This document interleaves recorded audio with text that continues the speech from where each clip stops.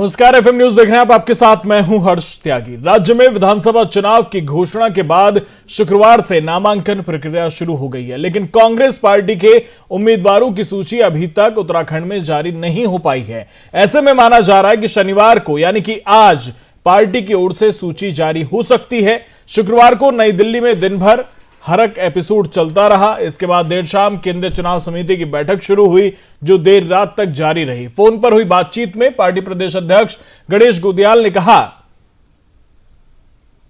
कि संभवतः शनिवार को पार्टी प्रत्याशी घोषणा कर देगी। प्रदेश में बीजेपी 59 प्रत्याशियों की पहली सूची जारी कर चुकी है, जबकि कांग्रेस प्रत्याशियों के चयन को लेकर शुरुआत में तेजी दिखाने के बाद पहली सूची जारी करने में कुछ पिछड़ गई है। पहली लिस्ट में कांग्रेस प्रदेश अध्यक्ष गणेश गोदियाल और पूर्व मुख्यमंत्री हरीश रावत का नाम भी शामिल होना बताया जा रहा है। तो आपको बता दें कि उत्तराखंड में कांग्रेस आज अपनी पहली सूची जारी कर सकती है। आपको बता दें कि हरक सिंह रावत के बीजेपी छोड़ने के बाद और कांग्रेस में शामिल होने के कयासों के बीच कांग्रेस की सूची जारी होने में देर हुई, ऐसा कहा जा रहा है। और आज ये उम्मीद जताई जा रही है कि आज पहली सूची जारी हो सकती है।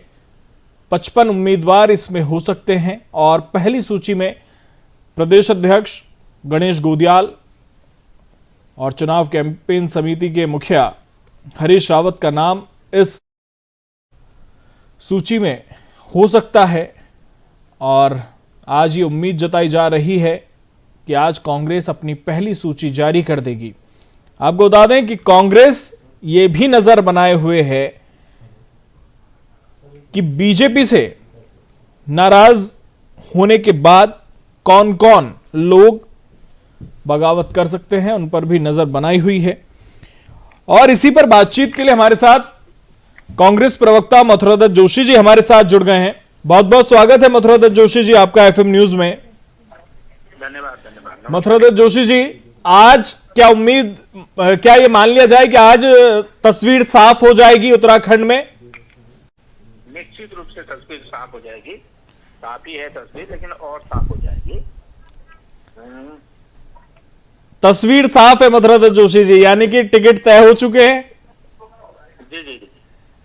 तो कब तक उम्मीद जताई जाए कि कब तक ये तस्वीर साफ होकर जनता को पता चल जाएगा?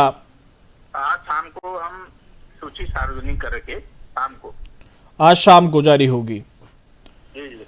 मथुरादत्त जोशी जी, हरक सिंह रावत अब शामिल हो गए हैं कांग्रेस में, उनकी जो पुत्र वधू हैं वो भी शामिल हो गई हैं।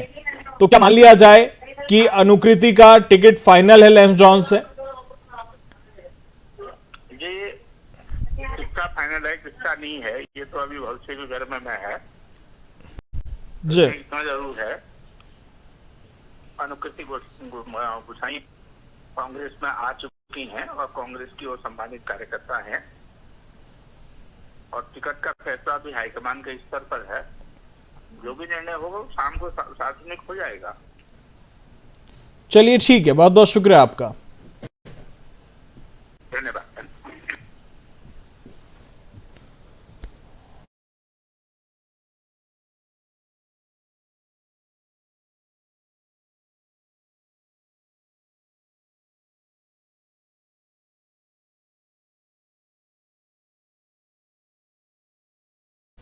उत्तराखंड में बढ़ते कोरोना वायरस संक्रमण ने एक बार फिर मुश्किलें बढ़ाना शुरू कर दिया है। ये कहना गलत नहीं होगा कि राज्य में कोरोना घातक रूप लेने लगा है। हर दिन 3 से 4 हजार मामले सामने आ रहे हैं। इसके साथ ही मौत का आंकड़ा भी बढ़ने लगा है। एक्टिव केस भी 27,000 के करीब पहुंच गए हैं।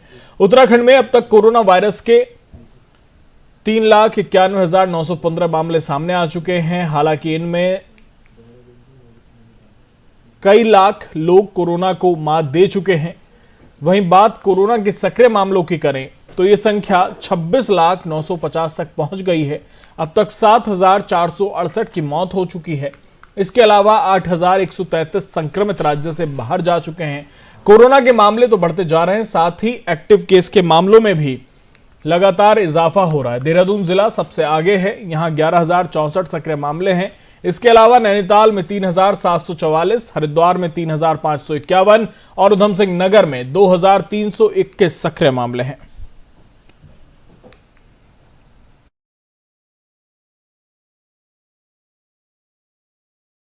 लगातार बढ़ती जा रही है। चुनाव आयोग ने स्वास्थ्य सचिव के साथ समीक्षा बैठक की है। रैली और बड़ी जनसभाओं और रोड शो को लेकर भी इस समीक्षा बैठक में चर्चा की गई है। लगातार कोरोना के मामले बढ़ते जा रहे हैं। इसी को ध्यान में रखते हुए चुनाव आयोग ने अभी तक पाबंदियां लगाई हुई हैं और आज फिर तस्वीर साफ होगी कि चुनाव आयोग आगे क्या फैसला लेता है। लेकिन जिस तरह से कोरोना के मामले बढ़ रहे हैं, उन्हें देखकर ऐसा लगता है कि अभी ये पाबंदियां और जारी रह सकती हैं, कम से कम एक हफ्ते के लिए।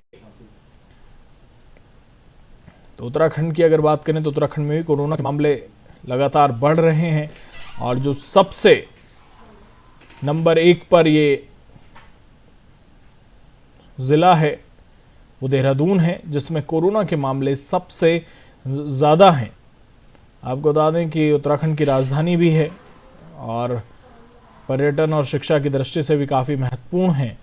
लोगों की आवाजाही सबसे ज़्यादा देहरादून में ही होती है। इस वजह से देहरादून कोरोना के मामलों में सबसे ऊपर है।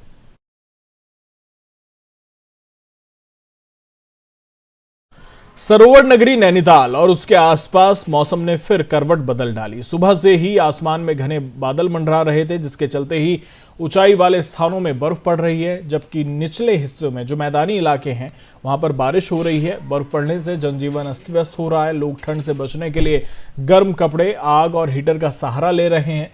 अभी भी चारों ओर घना कोहरा छाया हुआ है, जैसा कि साफ इन तस्वीरों में आप देख सकते हैं कि बादल छाए हुए हैं।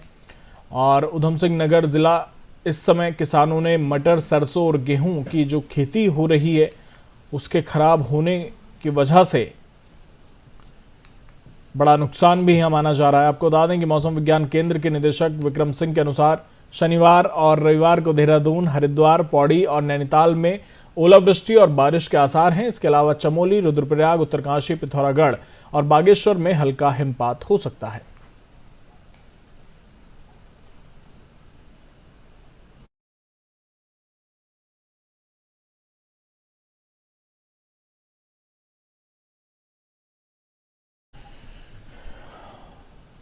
और मसूरी और नैनीताल से हमारे सहयोगी हमारे साथ जुड़ गए हैं। सुनील सोनकर मसूरी से एफएम संवाददाता हमारे साथ जुड़ गए हैं। वहीं नैनीताल से आदिल सिद्दीकी एफएम संवाददाता हमारे साथ जुड़ गए हैं। सीधे चलते हैं। सबसे पहले आदिल, मौसम की क्या स्थिति है नैनीताल में, और नैनीताल से जो ऊपर की पहाड़ियां हैं वहां पर क्या कुछ स्थिति है? नैनीताल और आसपास के क्षेत्रों के अंदर जो अभी हिमपात हुआ है उसी को लेकर जो मौसम विभाग है उससे पहले ही अलर्ट जारी कर दिया था कि नैनीताल और प्लेन के क्षेत्रों के अंदर लगातार जो है मौसम अपनी करवट लेगा। पहाड़ी क्षेत्रों के अंदर हिमपात हुआ है तो वहीं मैदानी क्षेत्रों के अंदर लगातार बारिश और शीतलहर का कहर जारी है, जिससे लोग अब लगातार अपने घरों के अंदर सिमट चुके हैं। ठीक। और सुनील सोनकर, मसूरी की अगर बात करें तो इस वक्त मसूरी में मौसम की क्या कुछ स्थिति है? देखिए, अगर मसूरी की बात करी जाए तो मसूरी में सुबह से ही रिमझिम बारिश हो रही है। तापमान में भारी गिरावट यहाँ पर दर्ज की गई है। और कल अगर देर शाम की बात करी जाए तो यहाँ पर ओलावृष्टि भी हुई है। हल्की हल्की बर्फबारी के फुहारे भी यहाँ पर देखने को मिले हैं। वही मसूरी के बाद अगर धनौल्टी, बुढ़ानखंडा और जोगंडा देवी की बात करी जाए तो वहाँ पर कल देर रात को बर्फबारी हुई है। तापमान में बहुत ज्यादा गिरावट यहाँ पर है। ठंड से लोगों का हाल बेहाल है और ठंड से बचने के लिए लोग अलाव और गर्म कपड़ों का सहारा ले रहे हैं। और जिस तरह से मौसम विभाग ने 2 दिन का अलर्ट जारी किया है कि जो ऊंचाई वाले क्षेत्र है वहां पर बर्फबारी हो सकती है, तो उसको लेकर भी यहाँ पर प्रशासन की तरफ से पूरी तरीके से तैयारी हो रखी है। और अगर बारिश की बात करी जाए तो मसूरी में लगातार बारिश हो रही है। जी।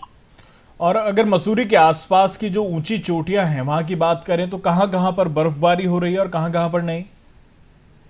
देखिए, अगर जैसे मैंने पहले बताया तो मसूरी के जो ऊंचाई वाले क्षेत्र है, खासकर धनौल्टी, बुढ़ानखंडा, तुरकंडा देवी, बड़ी टिब्बा, इन इलाकों में हल्की बर्फबारी आती है। और जिस तरीके से लगातार तापमान गिर रहा है उससे संभावना जताई जा रही है कि देर शाम तक यहाँ पर बर्फबारी होगी।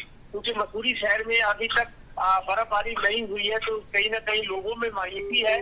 और ये मसूरी में अगर बर्फबारी होगी तो यहाँ पर पर्यटकों का फ्लो बढ़ेगा, जिससे यहाँ पर जो व्यवसाय है उसमें भी वृद्धि होगी, क्योंकि कोरोना संक्रमण के वजह से मसूरी का जो पर्यटन व्यवसाय है वो पूरी तरीके से ठप है। आप लोगों को उम्मीद है कि बर्फबारी के बाद कहीं ना कहीं यहाँ पर जो पर्यटक है उनका फ्लो बढ़ेगा। जी आदिल, अगर नैनीताल के आसपास के जो मैदानी क्षेत्र हैं, हल्द्वानी हो गया, काठगोदाम, जहां पर खेती होती है, उस लिहाज से अगर देखें तो ये बारिश और ओलावृष्टि का जो मौसम विभाग कह रहा है तो एक बड़ा नुकसान किसानों के लिए है।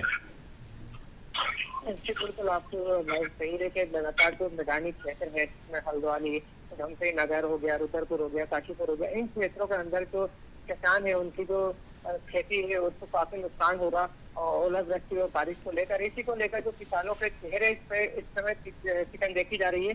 और लगातार जो है किसान जो है अब इस आसमान की तरफ अपना रुख करे हुए हैं और देख रहे हैं कि लगातार जो ओलावृष्टि और बारिश की जो सूचनाएं मौसम विभाग द्वारा प्रचारित की जा रही है उसी को लेकर और लगातार किसानों की बात करें तो किसानों ने इस समय जो सरसों, पीली सरसों जो उन्होंने खेत में लगाई हुई है, उसे देखा जाए तो उस समय बारिश उनके लिए काफी नुकसानदायक साबित होगी। और लगातार किसानों का जो है कहना है कि लगातार अगर बारिश होती है तो उनकी काफी नुकसान हो पाएगा इस बार। सुनील, अगर बढ़ती ठंड और बारिश की बात करें तो क्या लगता है कि प्रशासन की व्यवस्थाओं पर अगर नजर डालें तो क्या कुछ व्यवस्थाएं प्रशासन ने क्यों की हैं, क्योंकि ठंड बढ़ रही है, कई लोग हैं जो फुटपाथ पर रहते हैं, उनके लिए क्या कुछ व्यवस्थाएं हैं प्रशासन के द्वारा? जी बिल्कुल, आपको बता दूं कि लगातार प्रशासन जो है वो ठंड से निपटने के लिए अपने जितने भी अधिकारियों को निर्देश दे दिए गए हैं। कुछ ही समय पहले उधमसिंह नगर के जो डीएम है उन्होंने भी दौरा किया है विभिन्न क्षेत्रों का और लगातार जो दिशा निर्देश अधिकारियों को दिए गए हैं क्या जो रेन बसेरे हैं उनको दुरुस्त किया जाए। और लगातार जो फुटपाथ पर रह रहे लोग हैं, जो ऐसे मजदूर हैं जो दिहाड़ी करने के लिए अपने आते हैं और रात में उन्हें कहीं ना कहीं रुकने का साधन नहीं मिलता था और रेन बसेरों की तरफ वो अपना रुख करते हैं, तो अधिकारियों को साफ निर्देश है क्या रेन बसेरों को दुरुस्त किया जाए। अब फुटपाथ पर रहने वाले जो लोग हैं उनको रेन बसेरे के अंदर शिफ्ट किया जाए और लगातार जो जितने भी आसपास के क्षेत्रों के अंदर मजदूर, दिहाड़ी मजदूर और आसपास के जो करीब 10 के लोग हैं, अधिकारी कोशिश कर रहे हैं कि ठंड से बचाव के लिए उनके लिए व्यवस्था की जाए, जैसे कंबल वितरण उन्होंने उनके द्वारा लगातार किया जा रहा है। और अधिकारियों को कहना है कि ऐसे भी अगर उनके सामने कोई मामले आते हैं तो लगातार उनको पर भी ध्यान रखा जा रहा है और कंबल और अन्य चीजें भी रखी जा रही है। वही नगर पालिका की बात करें तो नगर पालिका और नगर निगम द्वारा जो है क्षेत्रों के अंदर अलाव की व्यवस्था की गई है, जिससे नगर के जो क्षेत्र मुख्य चौराहे और लोग हैं जहाँ पर वहाँ पे ज्यादा गैदरिंग होती है, जिससे लगातार ठंड से बचाया जा सके लोगों को। चलिए, बहुत बहुत शुक्रिया आदिल, बहुत बहुत शुक्रिया सुनील आपका तमाम जानकारी के लिए। तो उत्तराखंड में मौसम का मिजाज बदल रहा है, कई जिलों में बर्फबारी और बारिश हो रही है, जिससे पर्यटन के लिहाज से तो ये महत्वपूर्ण है, लेकिन किसानों की अगर बात करें तो इस वक्त बारिश की वजह से, ओलावृष्टि की वजह से बड़ा नुकसान यहां पर किसानों को है।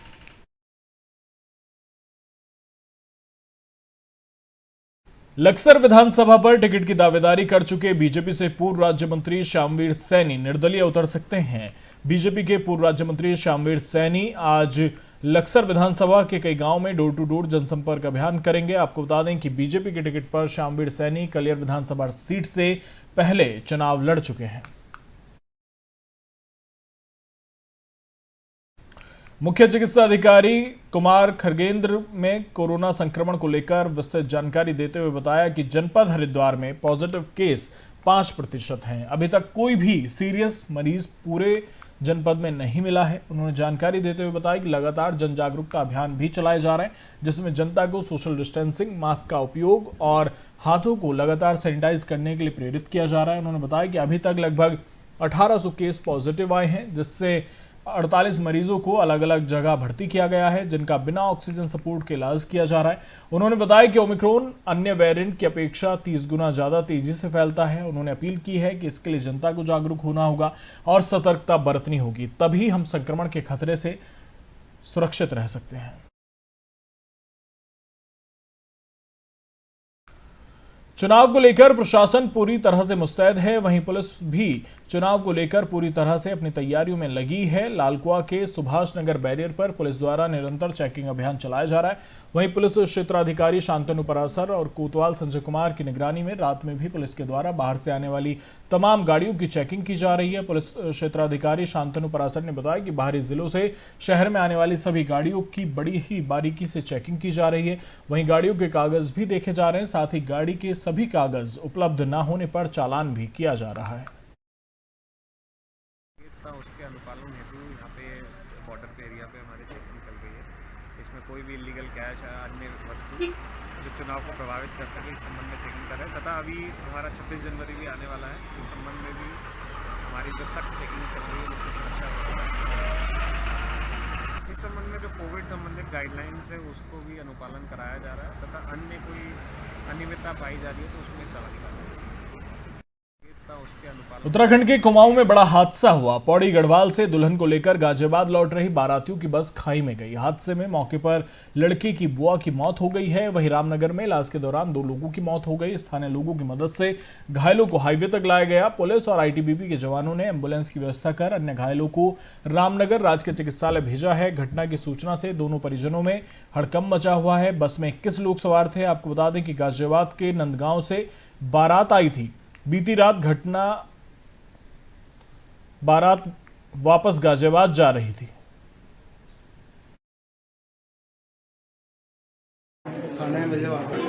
देखिए, मारचूला में एक गाड़ी का जो है एक्सीडेंट हुआ है जिसमें कुछ लोग घायल हुए हैं। घायलों में से 21 लोगों को यहाँ रामनगर अस्पताल में उनका घायलों का इलाज किया जा रहा है, जिनमें से 3 लोगों की डेथ हो गई है और बाकी लोगों का इलाज। नलाई तल्ली और दुल्हन को लेके गाजियाबाद जा रही थी तो शंकरपुर और मरचूला के बीच में यह हादसा हुआ था। किस समय आप लोग वहाँ से चले थे और क्या कंडीशन रही? आगे से वाहन कोई आया था या वैसे ही एक्सीडेंट कैसे हो गया? हम वहाँ से 11 बजे आए थे अदाली खाल से और वहाँ 12 या 12:30 बजे वहाँ पहुँचे थे तो उसके बाद पता नहीं, मैं तो सो गया था। पुलिस और चुनाव आयोग के संयुक्त अभियान के तहत चेकिंग के दौरान नकदी पकड़ी गई। खबर हरिद्वार से है, जहां रानीपुर कोतवाली नगर चौक पर चेकिंग के दौरान पुलिस को सफलता हाथ लगी। पुलिस को फॉर्च्यूनर कार से 4,40,000 कैश बरामद हुआ है। इसकी सूचना पुलिस ने चुनाव आयोग के अधिकारियों को दी है। फिलहाल पुलिस ने बरामद कैश को सीज कर दिया है। फिलहाल मेरे साथ इतना ही। बने रहिए एफएम न्यूज के साथ। नमस्कार।